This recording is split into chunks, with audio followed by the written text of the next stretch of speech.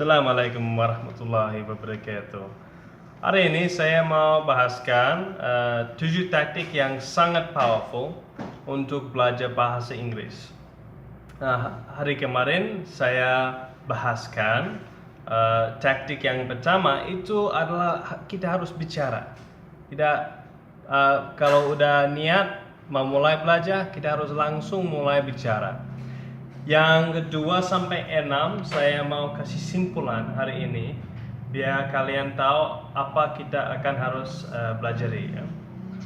Yang kedua itu untuk bikin goal. Kita harus bikin goal, harus bikin target, harus bikin tujuan ya.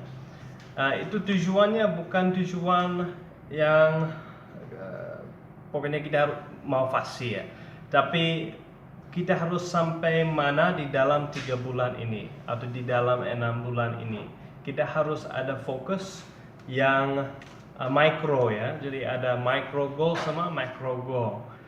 Mungkin itu fokus bisa seperti di dalam 3 bulan ini saya mau bisa pesan makanan di rumah makan.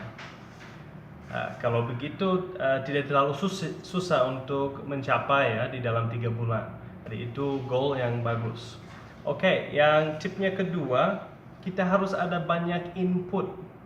Input berarti kita banyak dengar, banyak baca, banyak interaksi ya.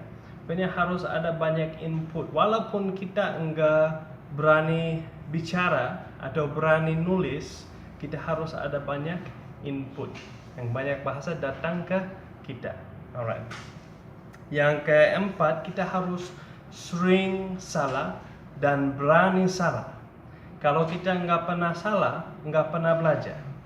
Kalau kita udah lama tidak salah, berarti sebetulnya kita nggak menguji batasan kita. Jadi harus sering salah.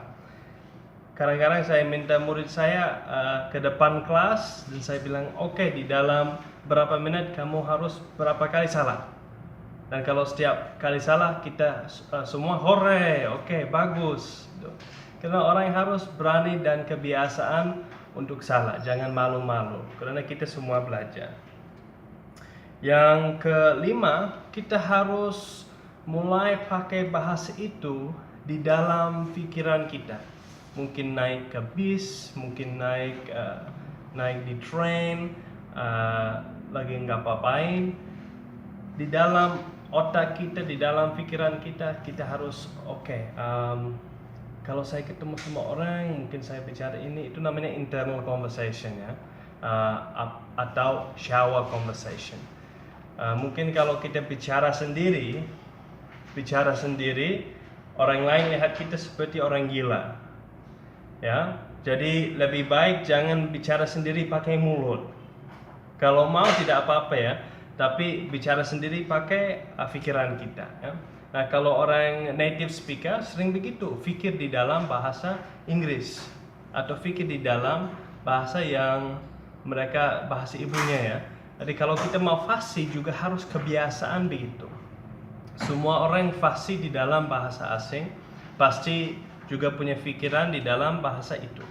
Kalau kita masih pikir dalam bahasa Indonesia, mau bicara bahasa Inggris, ya nanti macet ya, tidak terlalu fluid ya, tidak terlalu gampang. Yang terakhir saya mau bahaskan hari ini, nomor 6, itu kita harus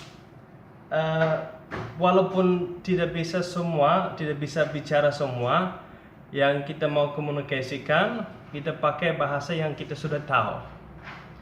Saya sudah tahu bagaimana kata ini, tapi belum tahu itu. Saya harus bisa dapat dari bahasa yang saya sudah tahu, harus dapat bahasa yang saya belum tahu. Kalau kita udah bisa mulai begitu, kita bisa lebih mandiri di dalam bahasanya. Dan itu mungkin bagus untuk goal pertama, untuk belajar bahasa Inggrisnya. Itu kesimpulan, dan untuk sesi berikut saya mau lebih ke dalam untuk 2-6 ya. Mudah-mudahan bisa bikin satu video untuk setiap taktik. Jangan lupa subscribe dan follow dan semoga kita bisa belajar bersama sebentar lagi ya. Oke, assalamualaikum warahmatullahi wabarakatuh.